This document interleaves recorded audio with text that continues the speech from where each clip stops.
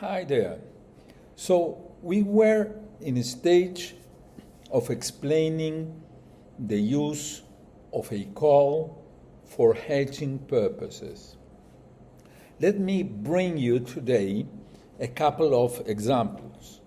So, first of all, you should remember that the logic of the hedger is exactly the opposite of the logic of the speculator. Why is that? Because the speculator who buys a call, he pays a premium and really wants to exercise it and wants the price to be over the strike price of the call plus the premium he paid.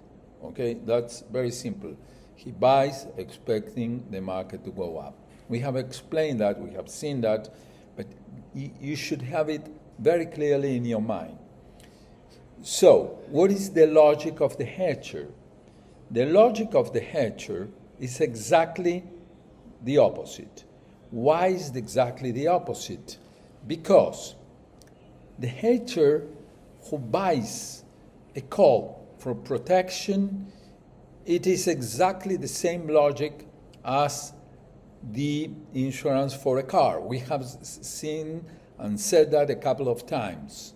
Okay, so why is that? Because the hedger who buys a call for protection, for hedging, he does not want to exercise it. But a hedger who buys an aluminum call, which is very expensive, and has the opportunity to be hedging, buying future with no cost, why would he pay over $1 for a premium?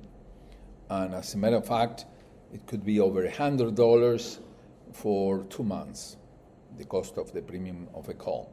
So he would do that because he expects the market to go down. But he buys the call just in case the market goes up and he needs to exercise it. So the hedger who buys a call expects the market to go down lower than the amount of the premium he paid. Example, I have sold a primary aluminum at a fixed price of $2,650 plus the premium, okay?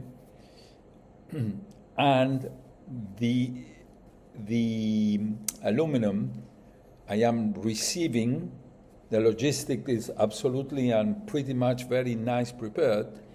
So what happens is that the aluminum I'm going to receive has an open QP, which means that the price has not been fixed. It's going to be fixed in the future.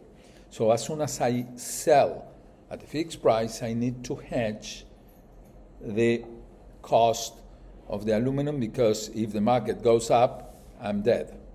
Okay, so I have two alternatives: to buy futures with no cost, and perhaps the futures are okay because they are at the same price of the sale, but I am making money with the profit comparing the premium on the physical of the sale compared to the premium on the physical on the purchase, and it's good money. So I can close on period. But I'm going to use, in this example, my view that the market is going to go down. And I expect the market to go down $200 in this example. And I request a quote from my broker, how much would be a protection buying a call for the period I need to be protected, and it's $120. So I can sacrifice a portion of the premiums differential if everything goes wrong. So, having said that, in this case, I'm going to buy a call, yeah? And I'm going to expect the call, and let's suppose that it is an at-the-money call of $2,650, I pay $120 premium. So, when the market comes down, and let's suppose that it came down to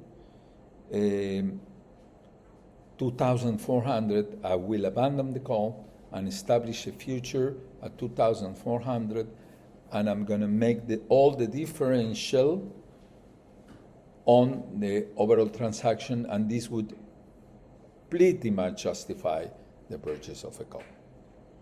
Is it clear to you? You should see that again. Otherwise, through I'll circle, I'm very much open to any questions. See you next time.